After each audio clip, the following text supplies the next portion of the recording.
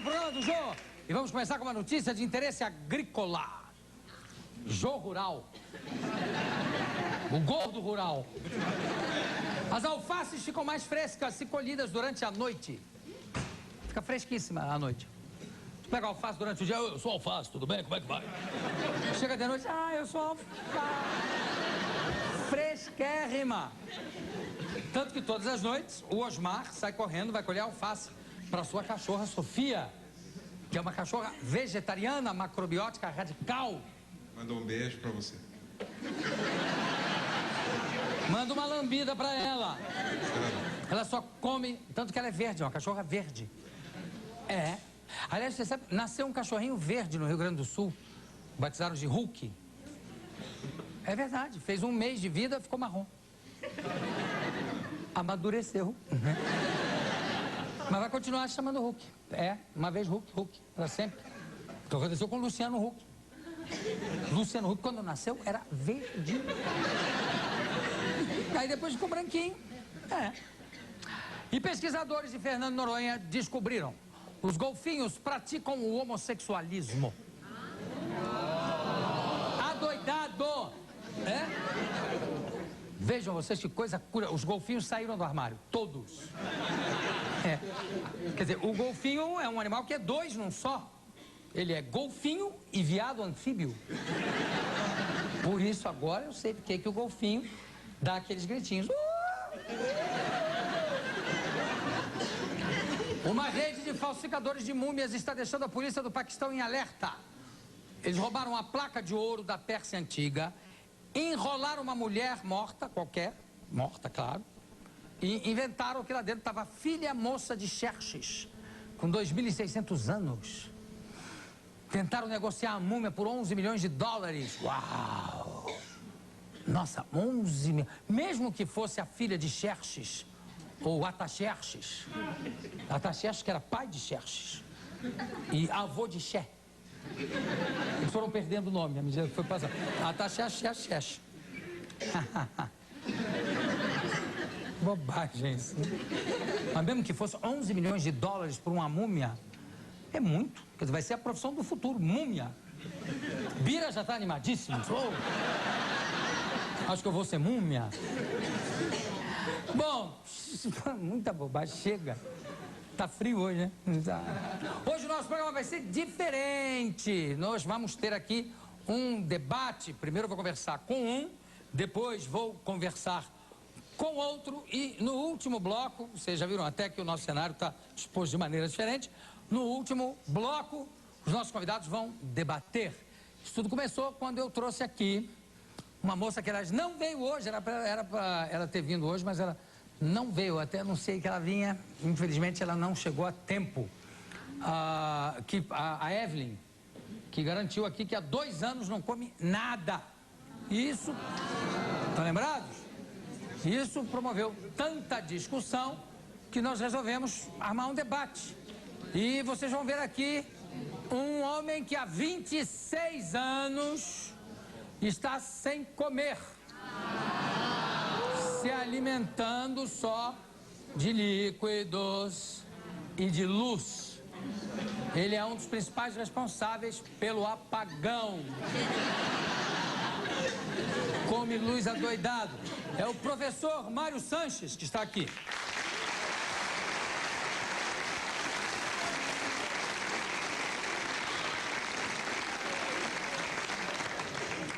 Vocês vão ver também um médico que vem provar porque que um homem não pode viver sem comer, senão morre.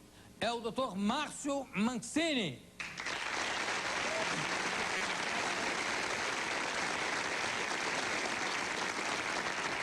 No terceiro bloco vamos ver o debate entre os dois, tá certo? Muito obrigado pela presença de vocês em casa, pela presença de vocês aqui. Depois ainda tem o fundo da caneca e eu volto logo após os comerciais. Obrigado, beijo do gordo. Bom.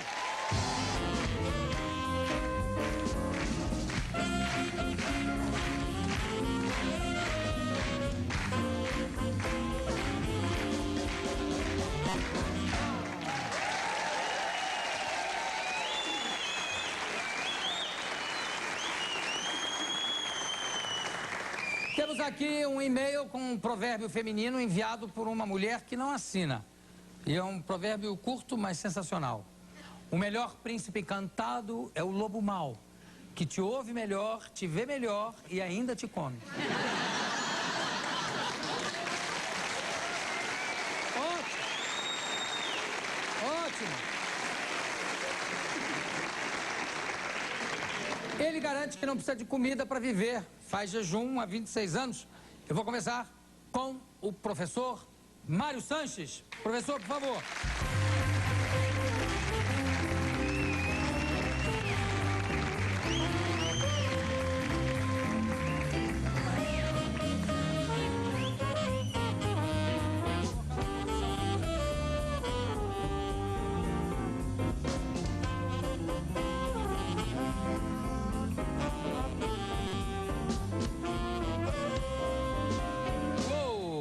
Professor Mário Sanches, você tem um livro, inclusive, que se chama Jejum Curativo? Perfeitamente. Que você escreveu há quanto tempo? A primeira vez que editamos foi em 79. E você começou, você é advogado? Sou advogado. Tem mais de 41 livros editados, sendo que desses 13 são sobre saúde, 28 sobre direito, especificamente? Direito, esoterismo, filosofia, religiões comparadas. Você está, me desculpe essa brutal indiscrição, você está com que idade, Mário? 66 chegando em 67. 66 chegando em 67. Quanto você pesa? 57 quilos. É a minha coxa, 57 quilos. Por que você resolveu, de repente, parar de comer? Quer dizer, você não parou radicalmente, você se alimenta de sucos, é isso ou não? Nós vamos explicar no correr da... Então você pode começar explicando por que você optou por esse tipo de jejum. A primeira coisa que era um comilão. Não engordava, mas comia de tudo e bebia. E gostava muito de estudar, de aprender. Aí, no exercício da advocacia, você sabe, a gente bate um whiskyzinho, come em todos os lugares aquelas coisas que dizem que são as boas para alimentação. E aí deu um primeiro peripaco no coração. Um começo de infarto e eu tive que começar a aprender yoga e alguma outra coisa porque não estava gostando da ideia de trocar de coração. Agora, você sabe, Mário, na revista Science de março desse ano, saiu uma matéria interessantíssima, tem uma fotografia na revista, a fotografia é um hambúrguer do lado de uma maionese, enfim. E a revista Science é uma das mais sérias do mundo científico, dizendo que até hoje não tem nada que comprove qualquer ligação da gordura que se come com o colesterol ou com problemas de doenças cardíacas. Não tem nada que prove isso, no entanto, as pessoas continuam repetindo isso, já que não tem nada que prove o contrário, o que é realmente uma coisa meio absurda. Você, de qualquer forma, você atribuiu o problema no coração aos excessos, né? Exato. De uma maneira geral. E aí você resolveu fazer o quê? Bom, em primeiro lugar, eu concordo com essa reportagem dizendo que o hambúrguer não tem nada a ver com isso. É verdade. Nós já vamos explicar. Tá bom. Aí, no exercício ainda do direito, acabei tendo tantas tensões que o estômago adquiriu uma úlcera duodeno, e eu fui parar no hospital e aceitei a sugestão de cirurgia. Uma gastrectomia. Tirou? Não, era para tirar a úlcera. Mas quando o médico me apanha lá na cama com um tubinho de cai de lá, infecção e uma porção de coisas, ele me conta que ele havia tirado o estômago todo e mais a válvula. Fez uma ligação direta o esôfago com o intestino grosso, é isso? Deixou um pedacinho. Havia o que eles chamam de gastrectomia subtotal. E aí eu fui para casa com uma listinha de comida muito pequena, mas ali estava escrito carne, ovos, leite, feijão. Na lista? Não pode usar frutas cítricas, não pode usar mel. E eu já tinha muita informação a respeito disso e estava de acordo que aquilo estava completamente errado. Recusei a fazer E ele então disse, você não está se alimentando, não está havendo absorção de alimentos e você vai cada vez ficar mais magro, vai cair de peso e você vai morrer por causa disso. Agora, o estômago, quer dizer, eu falei intestino grosso, mas acho que é o delgado, né? A ligação é no delgado. Exato. Mas o que sobra de estômago vai crescendo, né? Vai se transformando num estômago pequenininho. Bolsa que vai se dilatando. E aí você passou, mesmo assim você continuou se alimentando de quê? De líquidos, o quê? Eu, naquela ocasião, achava que poderia comer de tudo, mas só me assentava bem legumes cozidos.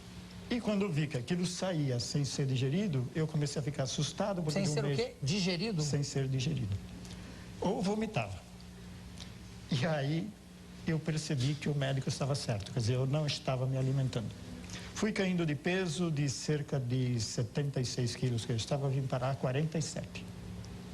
Então eles diziam, esse rapaz vai voltar aqui para a gente intervir e não vamos saber o que fazer com ele.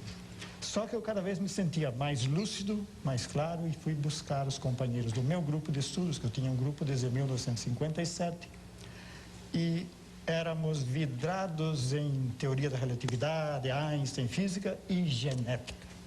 Genética era o nosso pratinho do dia. Então perguntei a eles, o que está na genética para a alimentação do homem? E eles começaram a procurar e descobriram que não há no código genético enzimas para digerir. Então, no mesmo instante, eu falei no grupo, não podemos comer. Mas do outro lado apareceu um bioquímico dizendo, nós podemos comer de tudo, porque o código genético nos cria ferramentas para digerir tudo. Aí foi aquela risada geral. Um concluindo que não deveria comer nada porque o código genético não tem enzimas para passar de pais para filhos. E o outro dizendo, mas o corpo reage, tem a sua reação, a qualquer coisa que eu comer, ele vai criar uma enzima para digerir. Com isso na mesa, tivemos que apertar as mãos e dizer, nem você está certo, nem eu. Porque eu nasci de um óvulo muito pequenininho, que era uma célula só, e todo este tamanho. E você também vai concordar comigo que a comida, toda a comida não serve, porque se eu te der estricnina, formicida e tatu, arsênico e outras coisas desse tipo, aí você não vai poder não digerir. é comida, aí Não fica há complicado. digestão, não podemos comer de tudo. Então vamos descobrir o que serve. Aí, destrinchando como é que funciona dentro do corpo o tal de alimento, nós verificamos que é um meio líquido que permeia todas as membranas, as células, o ambiente externo às células e que passa por osmose entre as membranas, as mucosas e etc. E há dentro dele um equilíbrio muito bonito, que parece que nós temos um endocrinologista falando, e ele vai nos dar uma porção de nomes científicos onde se explica como o bate-bola dos hormônios trabalha para conseguir esse equilíbrio lá dentro. E a comida, naquela altura, eu via que simplesmente não fazia falta porque eu tinha passado 60 dias mais ou menos que a nutrição não tinha nada e o peso tinha caído e ficou num patamar. Sei, mas nesses dias você tomava líquidos, não? Sucos de fruta? Não, eu comia mesmo. Não, mas depois disso? Depois disso, entendi que era somente a fruta. Por quê? Porque o líquido que está lá dentro... A fruta ou o suco de fruta? Suco de fruta. E a água, claro, né? Porque sem água... Com a fruta a gente acaba não bebendo água também, porque a fruta já tem toda a água já que tem nós líquido. precisamos. Bom, você conhece a Evelyn, que esteve aqui e que falou que não... pessoalmente não conheço. Não conhece? Não. Conheço pela internet. Disse que há 2 anos não come, o que me pareceu científico. Aliás, não há nenhuma prova científica de que isso seja possível, nem no campo religioso, nem científico. Mas foi ela que falou, tudo bem. E parece que tem alguém na plateia aqui que também segue a mesma dieta. Quem é? Tem? Tá onde? Lá no fundo. Tá lá no fundo? Lá no fundo. Você ficou bem colocado aí no fundo. Foi a produção que colocou você aí no fundo ou você que fugiu aí pra cima? Todo mundo foi entrando, eu achei esse lugar aqui. Tá bom. Como é seu nome? Luciano. Luciano, você conhece a Evelyn ou não? Só via internet. Só via internet. E você não come há quanto tempo? Há 25 dias. Bom, 25 dias então... É pouco, né? Mas é que eu passei pelo processo agora, né? O processo dura 21 dias. Sei. Eu terminei ele agora, então... Posso te oferecer alguma coisa? Um sanduíche? Nada? Você tá... Obrigado. Ok. Mário, tem gente que segue essa sua dieta? Você tem muitos seguidores nessa dieta? A dieta de frutas é muito seguida e eu mesmo recebi naquela ocasião um autor que já havia falecido há muitos anos e que recomendava e provava com argumentos naturistas que era a dieta ideal. Que já havia falecido como... Arnold Ehret, suíço, que morou muito tempo nos Estados Unidos. Você leu os livros dele, é isso? Exato. Esse foi o documentário inicial que me deu impulso para... E você acha que é possível realmente uma pessoa ficar 2 anos sem comer absolutamente nada? E muito mais. E muito mais. Com fundamentos científicos.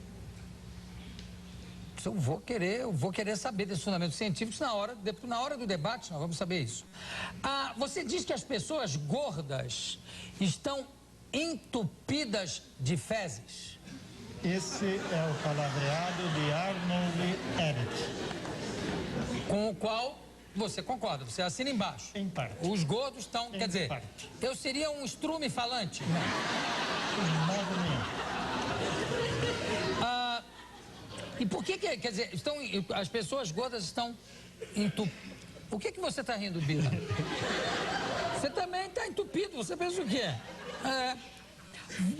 Professor, muito sério. ele fala, o suíço fala isso, quer dizer, os gordos estão entupidos de fezes. A linguagem dele é essa. Ele já morreu. Há muitos anos. Senão ia morrer agora. Agora. Por que essa teoria? Por que ele diz isso exatamente? Porque ele foi um jejuador que começou também com um problema de saúde. O problema dele era proteína que estava sendo eliminada. E ele chegou à conclusão de que aquilo que o corpo elimina é porque não quer. E passou a fazer experiências com ele e com amigos dele, até descobrir que o muco é uma coisa que passa pelo tubo digestivo para dentro do sangue e vai entupindo todos os órgãos. E ele então chamou a esse muco, as mucosidades, ele que disse é do cólon, isso são fezes que são passadas para dentro. E você acha graça nisso? Você gostou desse negócio? Bom, eu naquela ocasião era um deles. Perfeito. Não, você não chegou a ser gordo nunca, né? Olha, eu tinha uma boa barriga. Como é que se explica, então, os casos de campo de concentração em que as pessoas morriam de inanição, de fome, né? Aliás, hoje, se alguém for fazer esse jejum com más condições, vai realmente morrer de inanição.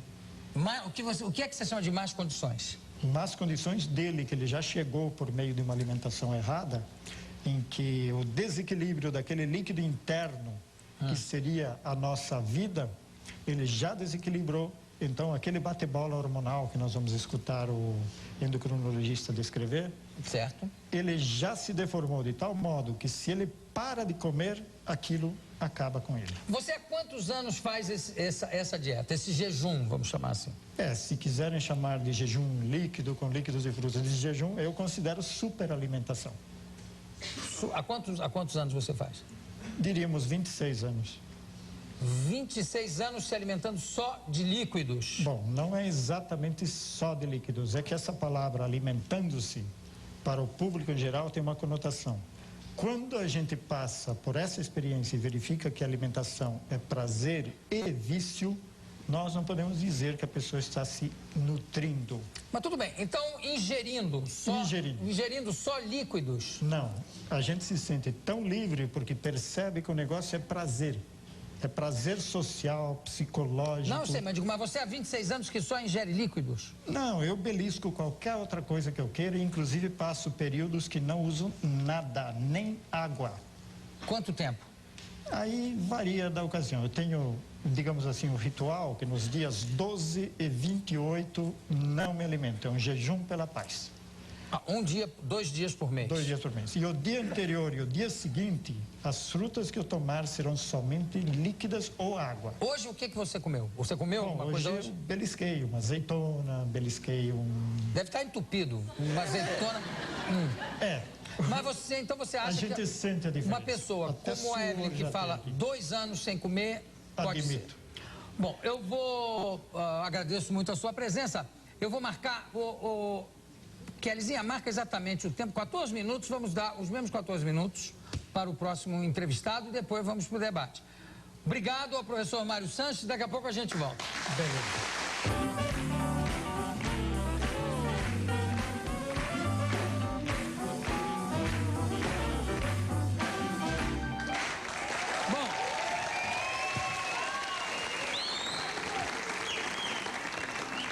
começar agora com um médico endocrinologista que garante que é impossível se viver sem comida. Depois, no debate, vamos ver o que sai daí.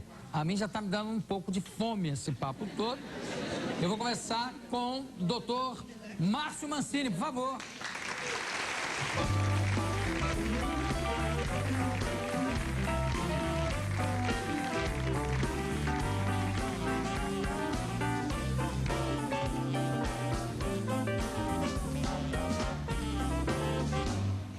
Doutor Márcio, você, evidentemente, como médico, como endocrinologista, você acha que não é possível se viver sem comida?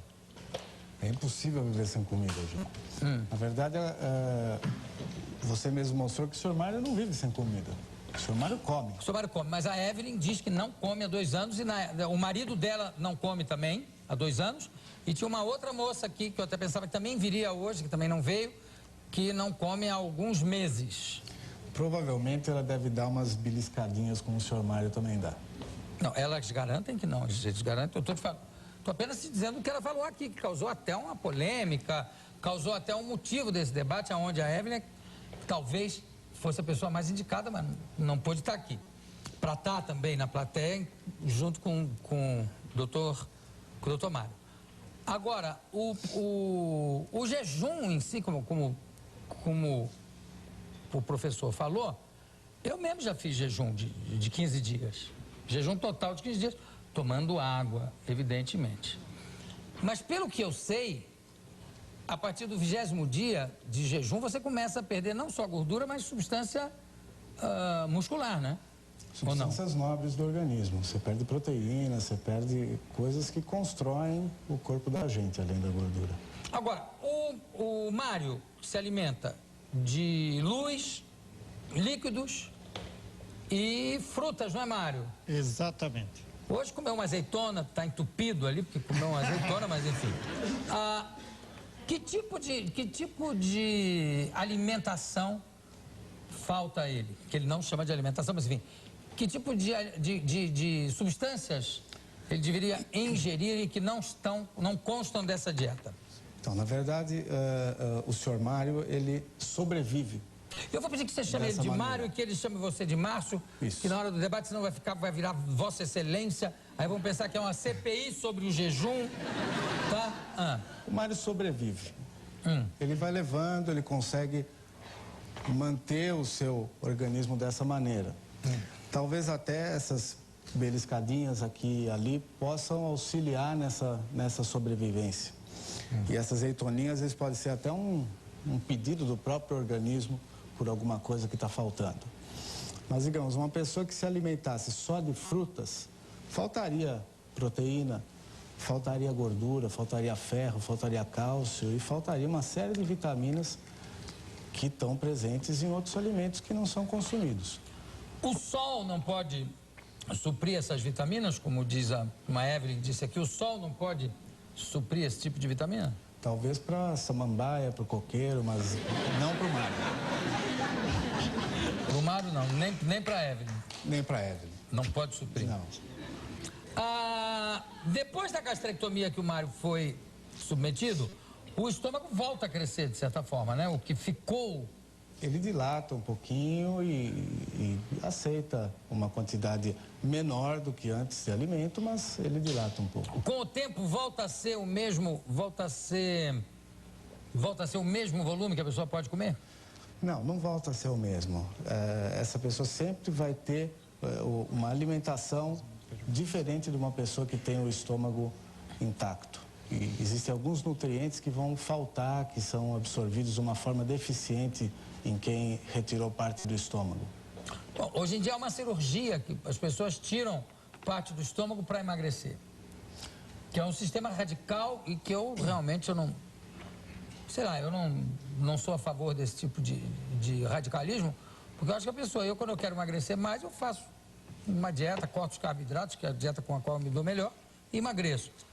Mas tem gente que corta parte do estômago, ou grampeia parte do estômago, não é isso? Grampeia, cria como se fosse uma câmara de cima de uma ampulheta na entrada do estômago, então ali vai caber um volume reduzido de alimento. Tem outros que colocam uma bola no estômago também, né? Balão. Um balão. Balão intragástrico. Essas cirurgias são reversíveis?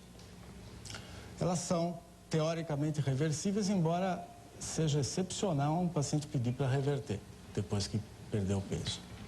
Mas sabemos que existem, vamos dizer, geneticamente, algumas células que são obesas por natureza.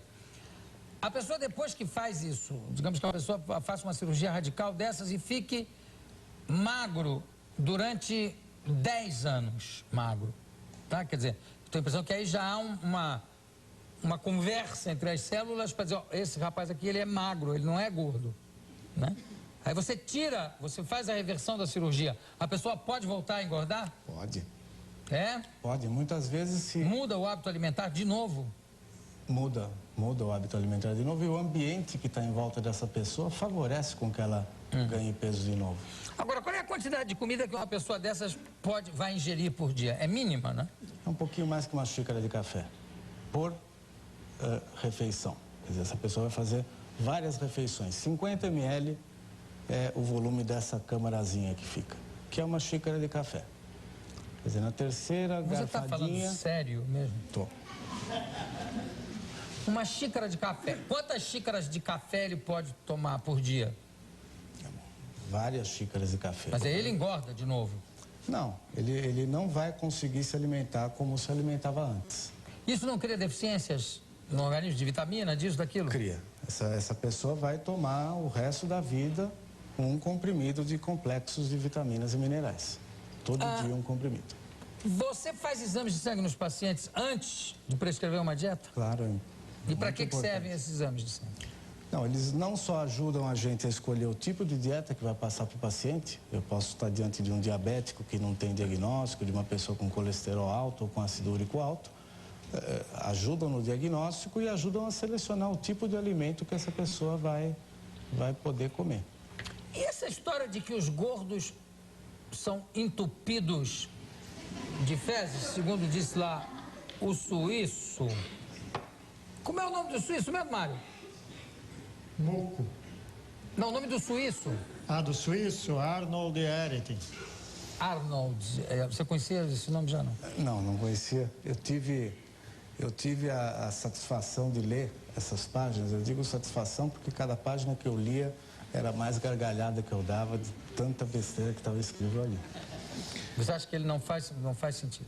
Não faz o mínimo sentido, quer dizer que você acha que eu não sou entupido de fezes?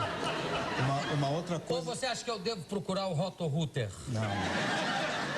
Uma outra coisa que está escrito ali é que os doentes mentais têm massa fecal na cabeça. Quer dizer, então, essa seria a origem da... Espera que eu vou anotar isso para fazer essa pergunta aqui no debate. Os doentes mentais têm massa... fecal na cabeça. Entre outras pérolas encontradas. Interessante, massa fecal na cabeça. Como é que subiu lá? Você não tenho a mínima ideia. Acho que por osmose, embora não seja assim que os alimentos são absorvidos, acho que por osmose. A teoria seria essa. Bom, essa pergunta me deixou, essa informação me deixou inteiramente fora de centro, mas enfim. Aparece nesses exames, nos exames de sangue, aparece algum tipo de muco ou coisas que possam causar esse entupimento? Não aparece nada. Quer dizer, esse muco, eu não sei de onde saiu esse muco. Quer dizer, talvez ele se refira a enzimas digestivas, mas isso não faz mal nenhum, está ali para ajudar a gente. Claro que nós temos fotos aqui de pessoas subnutridas e tudo, mas não vale mostrar porque o professor já disse que são pessoas que já estavam debilitadas antes de ir para o campo de concentração ou nos países mais pobres por uma alimentação errada, quer dizer, não foi uma opção consciente. Por isso, então, é que a coisa não funciona. Você, por exemplo, o que a Evelyn disse aqui a respeito de 2 anos sem comer, você acha que é praticamente impossível ou há um embasamento científico aí que diz que isso é prático? Não, isso é impossível. O que aconteceria? pouco a pouco. O organismo da gente, ele possui reservas. A primeira... Alguns têm mais reservas até do que outros. Alguns têm mais, e até suportariam um jejum mais prolongado. O Alfredo Halpern, que você conhece muito bem, endocrinologista, já disse aqui algumas vezes que as pessoas que sobreviveram aos campos de concentração eram as mais gordas anteriormente, quer dizer, que tinham mais reserva para resistir a isso. Mas então vamos em frente. O que acontece então com o jejum prolongado? O que ocorre? A pessoa que se dispõe a ficar 2 anos sem comer. Então, nós temos no organismo da gente uma reserva no fígado e no músculo que se chama glicogênio. É um tipo de amido e que é o primeiro a ser consumido. Em 15 horas ele termina. Aí a pessoa começa a queimar gordura e a queimar um pouquinho de proteína. Primeiro o organismo vai abrindo mão das proteínas que não são necessárias, as próprias enzimas digestivas, que não estão sendo usadas para nada. E cada vez ele vai consumindo proteínas mais nobres. A última proteína que ele vai consumir é a musculatura cardíaca. E ele consome. Para você ter uma ideia, talvez você se lembre, há uns 25 anos atrás, surgiu uma dieta nos Estados Unidos, que era uma dieta líquida, muito pobre em proteína. E essa dieta virou moda, começaram a comprar e foram documentadas quase 100 mortes por arritmia cardíaca. E era uma dieta rica em? Era uma dieta rica em carboidrato com proteína de qualidade muito pobre. Faltavam proteínas essenciais, aminoácidos essenciais para a pessoa e ela não conseguia sintetizar musculatura. Essas pessoas morriam de... Era dieta usando alguma coisa artificial, aqueles líquidos, aqueles milkshakes? Substitutos de refeição. Sei. Quer dizer, então a proteína falta para a gente e a gente pode morrer, consumir até a proteína do coração. Bom, primeira coisa, não há uma falta de potássio no organismo se a pessoa não come, só come, digamos, frutas. A partir de um certo momento, depois de 20 dias, não começa a ter câimbras horrorosas por falta de potássio ou não necessariamente? Eu acho que talvez por falta de cálcio que está presente em alimentos de origem animal, porque potássio algumas frutas têm até bastante. Claro, existem outros desequilíbrios, anemia por falta de ferro, câimbras e perda óssea por falta de cálcio. Bom, eu vou fazer a última pergunta, porque aí já estamos chegando na mesma, né, Kelly? A última pergunta seria o seguinte: uma pessoa gorda, um gordo, por exemplo, né, que faz um jejum de 21 dias, existe um prazo para começar a queimar músculo em vez de gordura? Ou depende de cada um? Por exemplo, eu a partir de 20 dias de jejum já começo a queimar músculo também? Ou como eu tenho muita reserva, ainda aguenta mais tempo? Não, o corpo tenta privilegiar a queima de gordura, embora ele sempre queime um pouquinho de músculo. Agora, numa fase final, ele preserva o máximo que pode a proteína, mas chega uma hora que é só o que sobra para ser consumido. Só quando sobrar, só... E aí ele vai queimar a proteína do corpo. Bom, doutor Márcio, agora então nós vamos chamar aqui a nossa vinheta e vamos partir para o terceiro bloco, onde vai haver o debate entre vocês, claro que num clima cordial, sem ninguém chamar de ninguém de senhor nem de excelência, aqui nenhum nem outro, tá? Porque senão vamos embora, simplesmente isso. Obrigado pela sua presença, daqui a pouco a gente volta.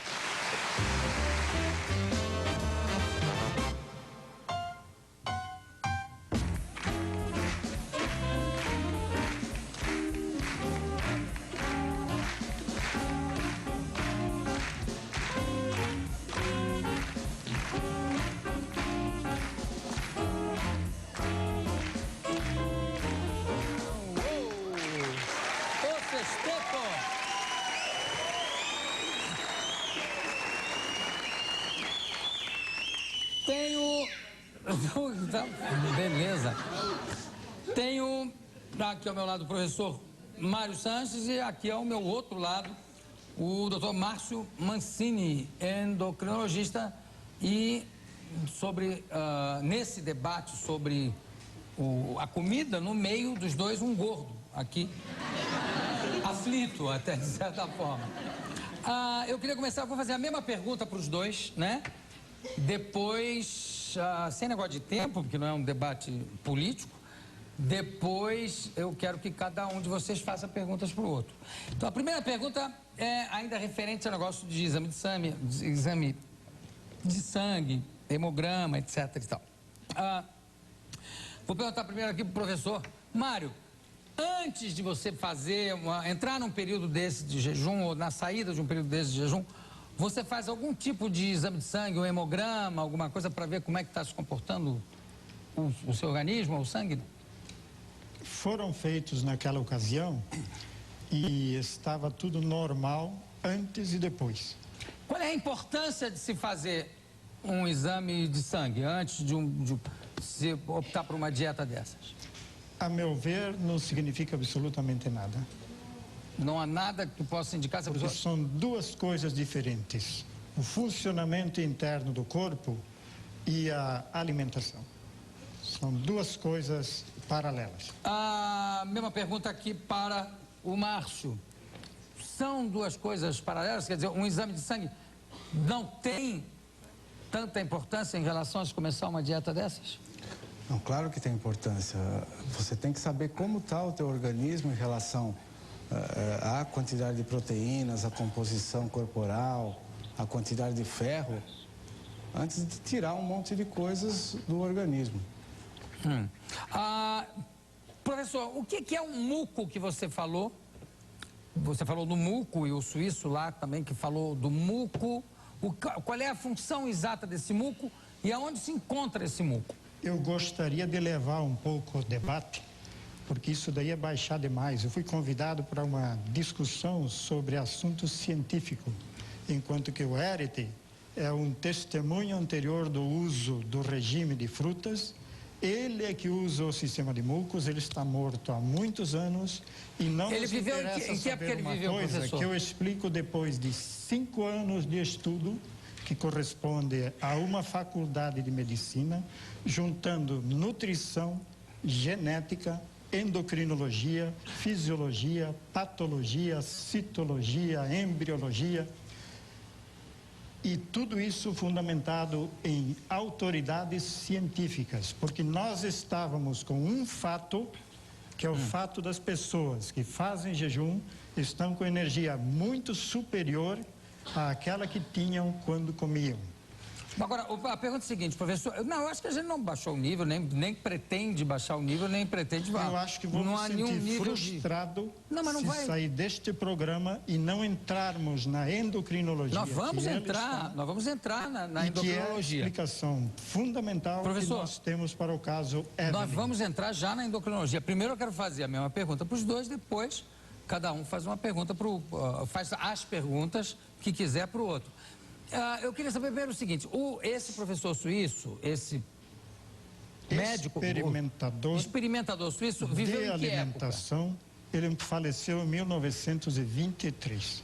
Sendo que a ciência é uma coisa dinâmica e evolutiva, e que cada dia as coisas, às vezes até se contradizem, como no caso, por exemplo, de hoje já se ter certeza que a gordura não é a vilã que era antigamente.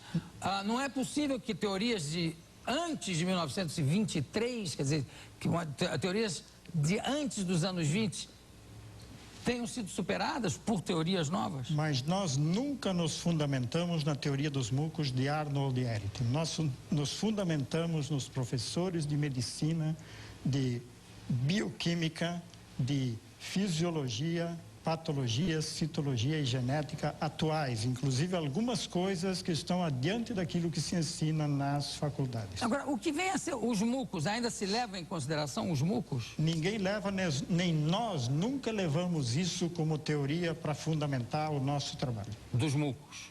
Jamais. Então eu vou ficar sem saber o negócio dos mucos, doido com isso, mas enfim. O ser humano come porque gosta ou porque precisa? O comer é só um vício? Deixa eu, antes de te responder a pergunta, fazer uma pequena colocação. Quer dizer, a medicina, não existe autodidata em medicina. Você estava colocando aqui no programa de pessoas que tocam piano e que trabalham no estúdio ou que sabem uma arte ou outra. Existe autodidata para um monte de coisa, mas para a medicina não. E o Mário sabe, como advogado, como se chama uma pessoa que se propõe a exercer a medicina ou a dar conselhos que podem afetar a saúde das pessoas dentro da advocacia. Não existe autoridade em medicina. Em relação ao muco, o Mário divulga isso nos livros dele. Repete num livro, repete no outro, dedica 20, 30 páginas dos livros falando dos mucos do suíço. Então, eu acho que não é bem assim. Mas o que seriam esses mucos? Só para eu saber onde é que eles ficam, o que é? Não tenho a mínima ideia as dezenas de quilos de mucos. Eu não tenho a mínima ideia do que Então vamos esquecer os mucos e me responde sobre... que eu nunca comi um muco na minha vida, nem pretendo. Então, como o Mário também já, apesar de estar nos livros, ele já negou como é que se diz, a teoria dos mucos, diz que não se baseia na teoria dos mucos. Vamos em frente e, respondendo a minha pergunta, o homem come só por vício ou a comida também, claro que também pode ser um vício? Bom, a comida, antes de mais nada, é um prazer, nesse ponto eu concordo com o Mário. A comida também, ela leva as pessoas também a conviver em sociedade. Uma das maneiras de se relacionar é sentar numa mesa junto com amigos e a comida faz parte disso também, mas ela é necessária para o corpo da gente. A gente come porque precisa da comida, precisa de proteína, precisa de carboidrato e precisa de gordura. Mário, a comida é só um vício ou é também um vício? E como fica essa parte da necessidade da comida? A necessidade que existe é a mesma de um toxicômano. Ele cria mecanismos de prazer e ele então fica dependendo deles. Então é esse o problema que acontece dentro do que nós chamamos de nutrição. Porque o nosso companheiro ali, eu gosto muito de tratar com médicos e pessoas que estudam, porque eu passei 5 anos chamando-os para que dentro do nosso grupo nos dessem aulas, nos colocassem na mão livros como Leninger, Arthur Guyton e outros autores que são dos Estados Unidos, Universidade Johns Hopkins, e deles nós fizemos uma sequência de debates com pessoas que são da medicina e depois disso fomos obrigados... Esses nomes que você citou, Mário, são médicos? O que são? São os professores aceitos nas melhores universidades. Um é da Johns Hopkins, Estados Unidos, o outro é da Mississippi, dos Estados Unidos. Você conhece, já conhecia esses nomes? São livros usados na área básica de saúde em geral. Quer dizer, são 2 pessoas conhecidas na área da medicina. Sim. Vou fazer uma pergunta aqui, fugindo um pouco, para não ficar uma coisa rígida. Eu queria perguntar, Mário, o ser humano é um animal também, né? É um animal racional, mas é um animal, né? Existe algum animal na natureza que não coma, que não se alimente? Isso absolutamente nós não conhecemos, nenhum animal que não coma. E também esse fato da maioria comer, a maioria ser viciada, a maioria ter essas enzimas... Mas os animais também são viciados em comida? Ali trata-se de um corpo animal com instintos. Nós temos também as nossas reações vegetativas, temos as instintivas dos animais e temos 2 graus a mais do que os animais, que é a nossa mente concreta e uma mente abstrata que nos permite tirar conclusões gerais sobre aquilo que nós estudamos. Então, devido a essa racionalidade que nós temos, a essa busca de leis que rejam os fenômenos, foi que o nosso grupo permaneceu 5 anos reunindo-se com a ciência para explicar um fato que acontece. Eu, por exemplo, estava aí escutando o Dr. Márcio falando que eu estaria me subnutrindo e sobrevivendo, apenas sobrevivendo. Estão me ouvindo lá em Goiás, hoje, muitas pessoas, dentre eles o meu filho, que está com 36 anos, é mais alto do que eu, é musculoso. Ele não consegue me acompanhar no trabalho que nós fazemos na chácara com abelhas e com plantas. E ele come? Ele come de tudo. Agora, E eu sento com ele sabendo... e belisco das comidas que ele come. Porque eu não agrido as pessoas, enquanto que os bolchevistas, quer dizer, aqueles que fazem uma ditadura em nome da maioria, se baseiam em que todo mundo come e acontece com eles... Mas não chega a ser uma ditadura porque ninguém obriga ninguém a comer, né? Obriga. Obriga? Agora mesmo estão criando a ilha daqueles que não comem para isolar, marcar e querer azucrinar a vida da Evelyn. E como advogado, eu estou Uma aqui ilha, para não reclamar. entendi, uma ilha? Uma ilha daqueles que não comem. Quem está criando uma ilha?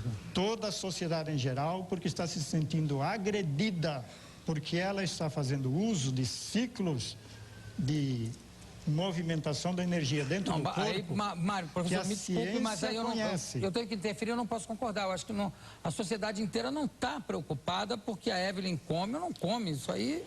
Ela se perturba. Uma coisa... Peraí, gente. E outra coisa, eu queria saber o seguinte, só para completar esse raciocínio dos animais que não comem. Não existe. A gente sabe que não existe animal que não coma. O homem nasce da mesma célula, quer dizer, segundo a teoria da evolução do Darwin, que é mais do que reconhecida como correta hoje em dia, o homem surgiu da mesma célula, sai da água, cresce, primeiro é réptil, depois vai até chegar no mamífero mais desenvolvido, que é o homem. Mas a base da célula é a mesma. É a genética, Tá certo? é o DNA. Perfeito. Então, por que se nenhum animal vive sem comer, o que possibilitaria ao homem viver sem comer? Essa é a pergunta que nós nos fizemos quando encontramos o fato. A ciência não pode revogar os fatos. Ela tem que revogar as teorias e partir para outras, partir para a explicação em que o ciclo dos hormônios que a endocrinologia nos explica possa ser aproveitado e completar aquelas explicações junto com fisiologia, com ciência da nutrição e com os acontecimentos para explicar o fato novo, que aliás não é novo. Os antigos já tinham muitos casos, os cristãos no início do cristianismo eram exatamente esse caso. Agora, Eles utilizavam os ciclos que a ciência conhece. Doutor Mário, doutor Márcio, perdão. Márcio, voltando aqui a mesma pergunta, quer dizer, haveria uma possibilidade científica de repente, interrompendo essa cadeia da evolução, o homem ser mais do que a evolução daquela célula e ser uma mutação e por isso não precisar de comer? Olha, Jô, a energia tem que vir de algum lugar. E da luz não tem como vir a energia para o ser humano. Por que não? Porque a luz pode... Se a planta cresce com a luz. Sim, mas nós não somos planta. Somos muito superiores. Eu sou uma flor, por exemplo. Não há como haver essa substituição. Não, não há. E cientificamente não há prova de que isso possa ser possível. Você, Mário, acredita no que a Evelyn diz de que ela se alimenta de luz? A luz pode alimentar uma pessoa? Eu ainda não conheço, não fiz análise da pessoa e da vida que ela está levando. Mas você não acha que uma pessoa possa viver de luz? Tomei o pulso para fazer uma análise pelo sistema chinês do que está acontecendo lá, para eu me convencer de que ela come ou não come. Ainda eu sei, mas você acha que um ser humano pode se alimentar de luz, como uma planta se alimenta de luz? Só da luz não, mas ar, água e luz e os ciclos que existem dentro do corpo da pessoa já é possível. Embora eu não faça isso. Não, eu sei, perfeito. Eu utilizo os frutos. Eu queria agora que você fizesse, já que você queria perguntar, no ramo da endocrinologia, coisas que você poderia usar como contribuição ou como informação, eu queria que você fizesse a primeira pergunta para o Márcio. É uma beleza a gente estar podendo entrar na sua especialidade, porque nós tivemos endocrinologistas em nosso grupo e eles nos explicaram o seguinte, que da nossa mente para passar para o corpo, ninguém sabe na ciência como se passam esses comandos. No entanto, do hipotálamo para a glândula pineal, há algum tipo de comando, porque o sistema nervoso recebe, aliás, quase todas as reações dentro do nosso corpo, na endocrinologia, na nutrição, na fisiologia, são reações de feedback, através das quais o corpo emite comandos endocrinológicos, a começar pela glândula pineal, que emite excitação ou inibição mais ligada às gônadas. E isto vem por uma sensibilidade à luz. Isto está na endocrinologia. A glândula hipófise, que recebe esses comandos, tem pelo menos 8 hormônios que vai jogar para dentro do corpo um deles, hormônio do crescimento, outro gonádico masculino ou gonádico feminino, outro para a tiroide, outro para a suprarrenal. Esses são os principais. Porque... Sim, eu estou dando a base, já que não se chegou a essas proposituras. A Evelyn nos diz que recebe o impulso da luz e afirma exatamente o que está na endocrinologia. Esses comandos tanto são para inibir como para excitar as funções da suprarrenal, e de lá da suprarrenal vai haver novos comandos, novas excitações e inibições em relação ao pâncreas, que é o que metaboliza a energia. Não, professor, desculpa interromper, mas você não está fazendo a pergunta, professor. Eu estou fazendo a propositura. Você está falando sobre a propositura para poder fazer a pergunta. Ele já sabe. Mas ele, como endocrinologista, já deve saber. Eu queria que você fizesse a pergunta direto para o público. Mas se você perguntar, talvez ele possa colocar, professor. O público é leigo. E nós temos que dar satisfação. A intenção tá não é dar uma aula de endocrinologia. Mas qual é? Porque senão vira uma aula. Eu queria que você fizesse uma pergunta para ele, senão ele também vai dar uma aula e vai ficar... Vou fazer a pergunta. Estou colocando as bases nas quais nós justificamos que a Evelyn está dizendo muita coisa boa que nós temos ou não temos que investigar. Nós somos cientistas, estamos frente a um fato, a uma alegação que confere com o que a ciência conhece. Perfeito. E a pergunta temos que investigar ou não temos que investigar?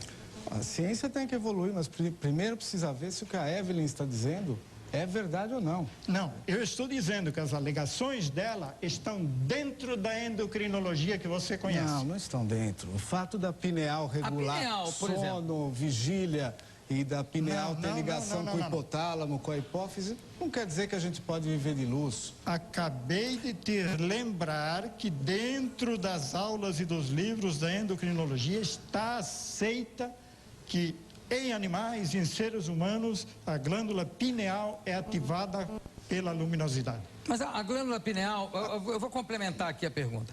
A glândula pineal não é aquela glândula a qual os alquimistas davam uma importância extraordinária? Mas nós e não depois disso, Agora, a ciência também dá a mesma importância a maior à pineal? importância da pineal é na regulação do sono da pessoa.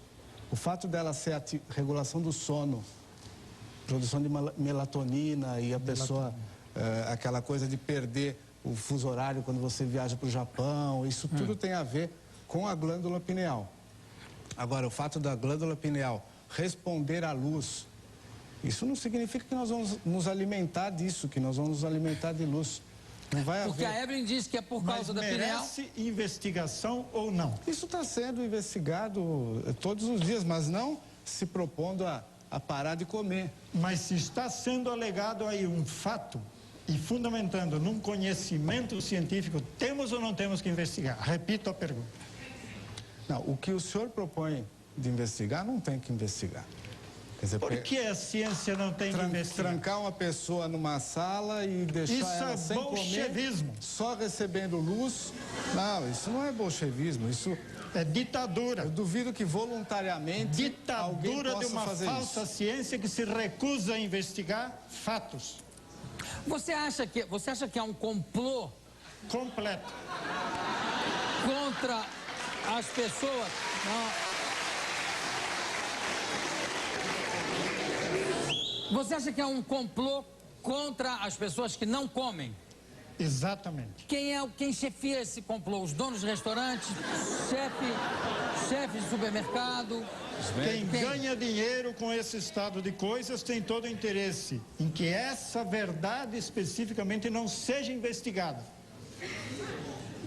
Por favor, faça uma pergunta para o professor Mário Fiz a Sanches. pergunta se deve ou não deve ser investigado e vocês estão trancando a possibilidade de continuar o debate. Não, ele já respondeu, ele acha que essa teoria não merece uma investigação. Eu acho que não. Foi a resposta dele. Agora faça uma pergunta, por favor. O senhor não tem medo de que as pessoas que estejam vendo esse programa se proponham a começar a jejuar e não estejam preparadas, como o senhor disse? Então a pergunta do Dr. Márcio é se eu, como advogado, não tenho medo que alguém, ouvindo essas hipóteses de que podemos ficar sem comer, venha a sofrer consequências desastrosas para a sua saúde, tentando fazer esse jejum total, sem orientação suficiente. Se continuar este bolchevismo aqui, eu tenho que dizer para todo o público que está me ouvindo, que absolutamente não faça jejum nenhum. Porque está faltando a possibilidade de dar as explicações do que acontece, dos perigos que correm. Porque ficamos em muito baixo nível, o programa vai acabar e nós não teremos cumprido aquilo que prometemos, que era dar a explicação onde está na ciência aquilo que justifica eu dizer que Evelyn Levy Torrens está certa. Bom, professor, em primeiro lugar, eu não concordo em dizer que o programa está em baixo nível, nem que vai acabar e não vai se saber. Não concordo. Eu acho que se você tem uma explicação científica para uma pessoa viver 2 anos sem comer... Ou 10 ou 20. Ou 20, ou 10 ou 20 sem comer, eu acho que ela devia ser dada, mas dada com uma certa clareza. E aí, se for o caso do doutor rebater, que ele possa rebater. Mas, por enquanto, ficou muito no terreno da especulação. Quer dizer, não houve uma explicação clara, por sua parte, do porquê a pessoa pode passar 20 anos sem comer.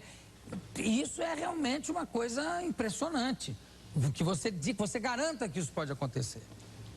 Os mecanismos que estão dentro do corpo, que são explicados por outras ciências paralelas à endocrinologia. Mas a endocrinologia descarta totalmente essa possibilidade, professor. Descarta no campo em que ela explica. Sim, o campo que ela explica está encerrado. A endocrinologia não teria a explicação, estou de acordo com o Dr. Márcio. Sim, mas medicina não é crença, não é fé, medicina mas não é só endocrinologia. Mas qual é o ramo da medicina que pode garantir que uma pessoa possa viver 20 anos sem comer? Que ramo da medicina diz isso? A energética. Como? A energética dos seres vivos. Mas isso não entra no campo da medicina, exatamente. É claro que é. A energética dos seres vivos? Exato. Que tipo de especialidade é essa? É aquela que o médico não estuda e que é a bioquímica dos tais alimentos. Do metabolismo. Qual é? Não, é nutrição, estuda como os alimentos são absorvidos, como são metabolizados, isso faz parte da bioquímica. Mas não existe um energotólogo. Não existe o quê? Um especialista no ramo da medicina que o senhor Mário citou. Não existe um especialista no... Energotólogo, qual é o ramo? Energotologista. Energotologista. Um médico energotologista. Como é que funcionaria isso? Eu vou perguntar para o professor. Como é que funcionaria isso? Tem algum padrão que a pessoa deve seguir para parar de comer? Tem algum... Se nós não pudermos explicar no que está na ciência... Mas explique, por favor. Então, vamos lá. McElroy, estudioso norte-americano que vocês podem encontrar nos livros de biologia do vestibular, não precisa chegar nas faculdades, explica que a energia necessária para funcionar o corpo inteiro durante 24 horas não é 3.000 quilocalorias, que é aquilo que a nutrição diz que nós precisamos. Porque essas 3.000 quilocalorias carregam ao redor de 80 quilos de adenosina trifosfato e nós consumimos durante as 24 horas do dia aproximadamente 240 a 300 quilos de adenosina trifosfato, que é a bateriazinha que leva as ligações energéticas para fazer todos os trabalhos que o corpo tem. A nutrição, do outro lado, coloca como suficientes 3.000 quilocalorias para o nosso funcionamento. Um caso de uma pessoa, que seria o caso que ele está dizendo de mim, com 800 quilocalorias, eu estaria bem, e um trabalhador braçal precisaria de 4.000 quilocalorias. Mas se eu comer 3.000 calorias por dia, eu engordo. Exatamente porque nem nem essas... de 3.000 calorias? Exatamente porque nem essas são necessárias para o nosso corpo. Ingerir não significa absolutamente nem que vão ser gastas, nem que vão ser armazenadas. Mas um mínimo de 300 calorias já é uma dieta braba. Vamos ser um pouquinho mais generosos e botar o seguinte: 500 calorias por dia. A pessoa precisa de 500 calorias por dia ou não precisa de 500 calorias? Na realidade, o que nós temos que utilizar com tudo aquilo que fazemos, o aquecimento, o pensamento, a digestão, o movimento, enfim, a circulação, tudo aquilo que nós utilizamos, nossos sentidos, precisamos de aproximadamente 10.000 a 15.000 quilocalorias conforme a atividade da pessoa. E elas entram pela comida somente ao redor de 3.000 quilocalorias. O ser humano precisa de 10.000 calorias dia para... Isso é medido cientificamente por calorimetria, o quanto uma pessoa gasta de calorias. O homem gasta uma média no metabolismo basal, deitado ali e tal, de 20 a 25 calorias por quilo, é isso? E a mulher de 16 a 18 por quilo, é isso? Variando um pouco de acordo com a atividade física, pode chegar a 40 ou... Não, eu digo dormindo. Sim, metabolismo basal. Basal, é isso? Sim. Concorda com isso, professor? Que dormindo, metabolismo basal, tal, 18, a mulher menos, por isso a mulher custa mais a emagrecer quando faz dieta, a mulher de 16 a 18 calorias quilo e o homem de 20 a 25 calorias quilo. Você concorda com isso ou não? Olha, eu acho que nenhum dos dois ouviu o que eu expliquei.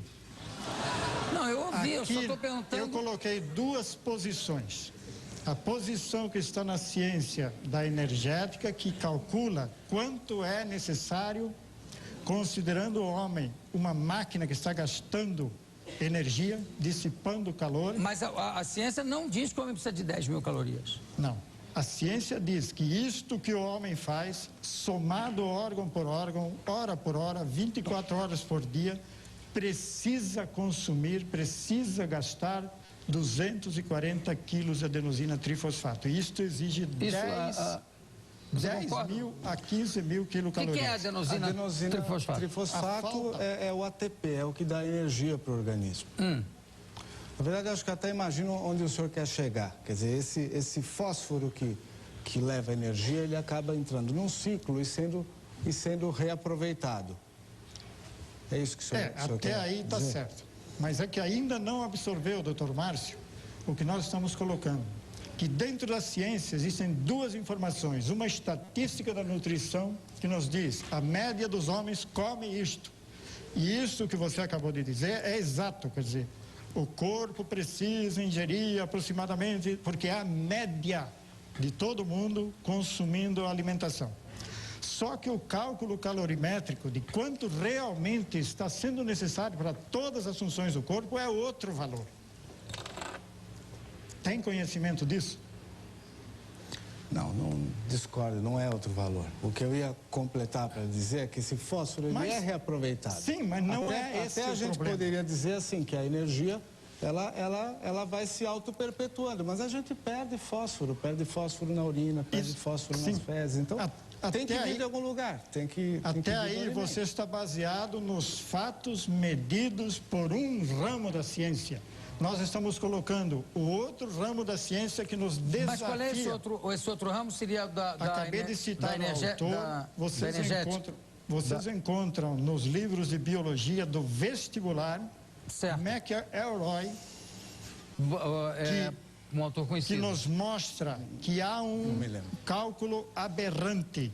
Nessa e tudo isso nós partimos para investigação e verificamos que realmente isso acontece no corpo de Dr. Márcio, no corpo de qualquer um que está aí no auditório. Agora, consome-se mais energia para nosso trabalho do que aquilo que a média da ingestão indica. Agora, eu queria perguntar... E ele está argumentando, vamos repetir, vamos esclarecer. Se não esclarecermos... Então, diga lá. Ele está querendo dizer que os fosfatos são repostos quando se reduz o ATP, a AMP e a ADP, há novamente a colocação desse fósforo mediante nova queima de glicose. Só que essa glicose, e no caso ele colocou muito bem aí na parte que lhe foi perguntada, a respeito de que há uma degradação de proteína, há uma utilização de gorduras, com preferência para a glicose, que está circulando em primeiro lugar, depois as gorduras e depois vai partir para a queima de proteínas. Bom, agora eu queria perguntar, professor... Para carregar essas baterias que são utilizadas pelo indivíduo.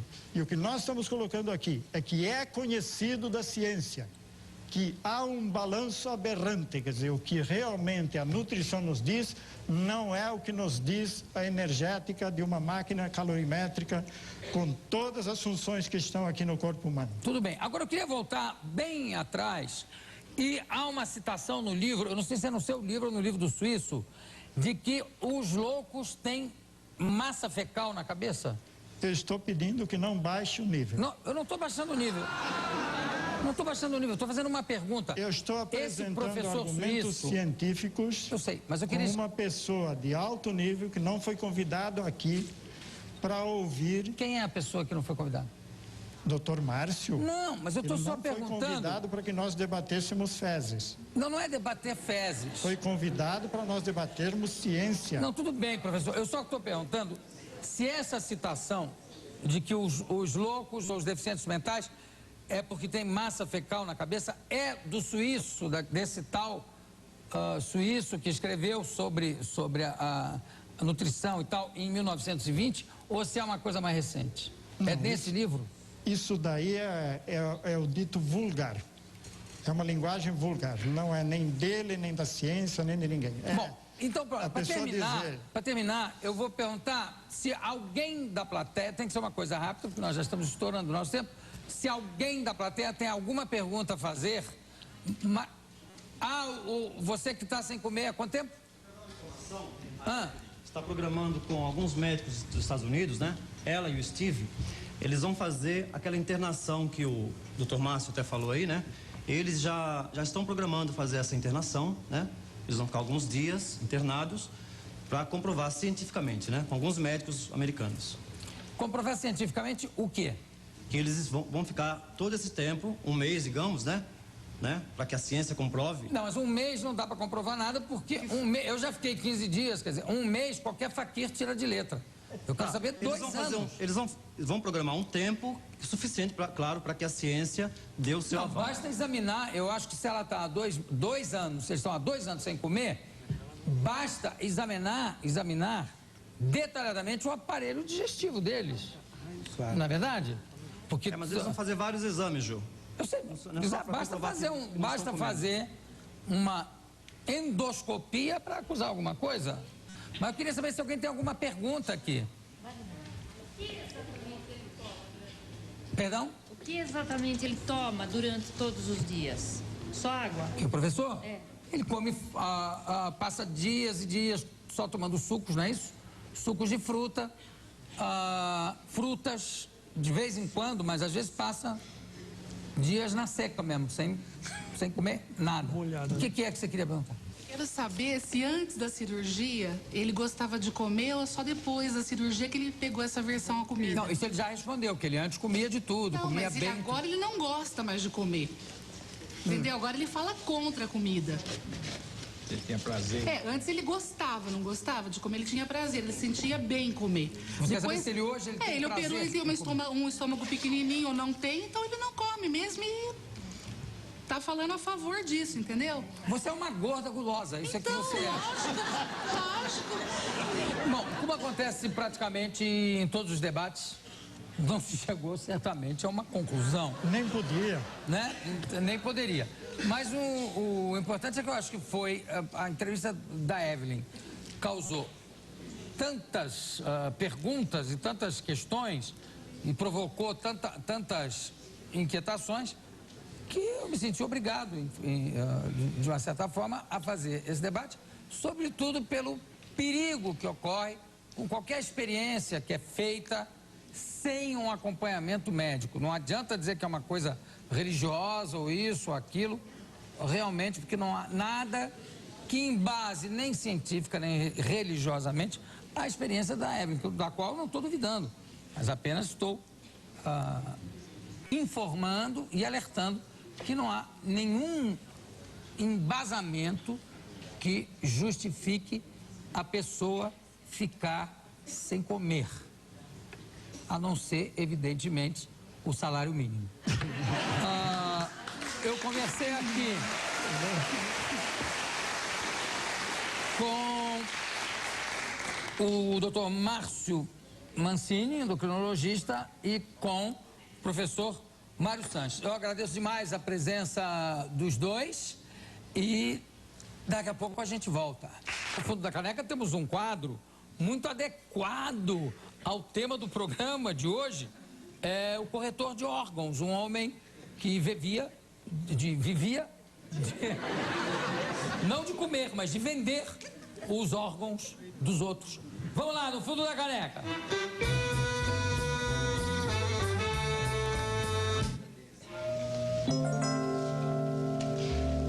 Tá olhando o que, amigo?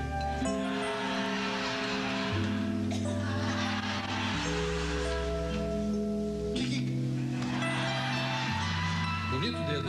Gostei do dedo. Belo dedo. O senhor, por acaso, é ortopedista? Não, eu sou J. Siqueira. Tá aqui o meu cartão. Eu não tô entendendo. O que é isso? Corretor de órgãos. Eu vendo, troco, facilito tudo que é órgão. Pulmão, rim, nariz, dedo. Gostei do seu dedo. Tá um pouco rombudo, tem aqui no cantinho, tá meio estragadinho, mas é um bom dedo. Gostei do dedo. Ah, não. O senhor tá me gozando, tá não? Não, que gozando coisa nenhuma. Eu tenho um comprador pro seu dedo. Não quer vender o dedo? Eu vender meu dedo? Qual é o problema? Pago bem. Tem uma boa oferta no seu dedo. O senhor acha que vou vender meu dedo pro senhor? Qual é o absurdo?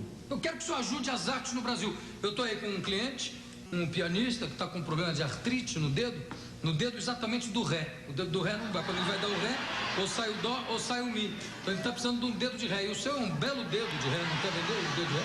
Mas o que o senhor está pedindo é um absurdo. Não, absurdo não. Seria um absurdo se eu pedisse que o senhor me vendesse um dedo para eu vender aí para um dedo duro, para um alcaguete. Mas não, é para um artista. Vende o dedo, não quer vender o dedo? Mas como é que eu vou viver sem um dedo, amigo? Calma! Qual é o problema do dedo? O senhor por acaso é datilógrafo? Não. É digitador de computador? Não. É por acaso telegrafista? Não. Então pronto, qual é a falta que vai fazer um dedo? Imagina. Mas quando eu quiser dar uma surra de dedo em alguém... E o senhor dá com o dedo da mão esquerda, como dava o Rivelino, como dava o presidente Figueiredo, como dá o Armando Marques, pronto, não tem problema. Faça uma bela oferta nesse dedo, meu amigo, olha aí. Um dedo desse no mercado, apesar de estar meio rombudo aqui, tá meio ruído aqui, mas tudo bem. Um dedo desse, dá pra eu dar 5 milhões nele. 5 milhões? É. Limpinho, sem CM? Sem CM, sem nada, limpinho, uma em cima da outra. Eu topo. Então, negócio fechado. Fechado. Fechado. Vamos Maravilha. comemorar, então. Que é isso? Como é que é? Que é isso? Tá mexendo isso com o meu dedo? Esse dedo já tá vendido, não vai me estragar o dedo todo. Olha só, um dedo novinho pode me pegar um resfriado, ficar úmido, pegar um panarisco. Não usa mais não, porque de agora em diante, esse dedo é meu. Tá ouvindo? No quadro do corredor de órgãos, junto comigo, Flávio Milhares. Logo a seguir, vocês vão ver mais um episódio vida como ela é, do Nelson Rodrigues. A história de hoje é gastrite. Obrigado pela presença de vocês, foi ótimo.